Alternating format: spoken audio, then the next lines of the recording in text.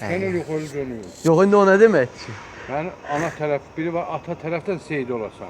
Hə, yox, Seyid eşitmişdik. Cümə Seyidilər. Gör ne diyor. Biri var ata taraftan Seyit olanda sen, ben Seyit sayılırım. Ama biri var anam taraf Seyit olanda, benim kimisine? Ananın övladına, anada, vallahi sana inanmırsan soruş kimden Hə, də soruş. necə Cümə Seyidisən? Ben 5. günler Seyit düşürüm. Nətər, ya?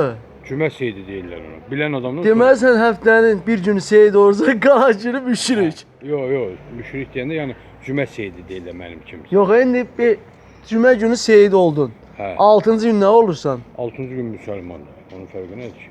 Yani Seyit sayılmağı çünkü mən bir gün düşür həftədə, 5. gün. Onda indi bəs yaxşı, ailədə o biri Seyidlər neçənci gün düşür? Hansı Seyiddə? Məsələn, ailədən o qardaşın, o biri qardaş. Anam tərəfdən biz olduğumuz... İndi sən qardaşın var, Hə. o neçənci gün Ona Seyid? da Cümə Seyidi sayılır. Hə, yox, onda gərək Vallahi. onlar heç olmasa birinci gün biri ola. Yox, yox. İkinci gün biri, Biz 500 saat düşür. deyirlər Cümə Seyidi ona. Mənim kimsə Hə, vallahi mən Bilənlərdən soruş Seyid görürük. eşitmişdim. Ta Cümə Seyid eşitmişdim. İndi- Ay Allah, sən böyüksən. İndi sən Bir gündə bir söz eşitdik. Cümə Seyidi. İndi sən bilənlərdən soruş, gör nə də gəlirsən.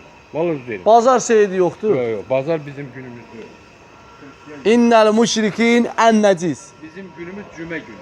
İndi sən Cümə günü heç olmasa namaz qılırsan. İndi bu biri günləri bırax yəni. Yox, yox, qılmır. Heç olmasa şehid olduğun gün qıl da nə namaz. Buna bax Allaha qurban olum. Nə görüm? Bax bu indi amma Cümə günü deyirsən şehidim. Sən Cümə günü. Sən bir nəysə sənin yana gəlib gedən olsa xəstə zat. Mənim yanıma nə gəlib ki, mən mömin deyiləm, bir şey. Yox, əla sürt verəsən. Mən baxıcı deyiləm, Baxıcı yox, Cümə günü. Vergili deyiləm, bir şey. Sürtsən əli zadı düzəlir. İndi sürsəm indi baxır indi, sürtülən yerə bax. Muş. Muşe.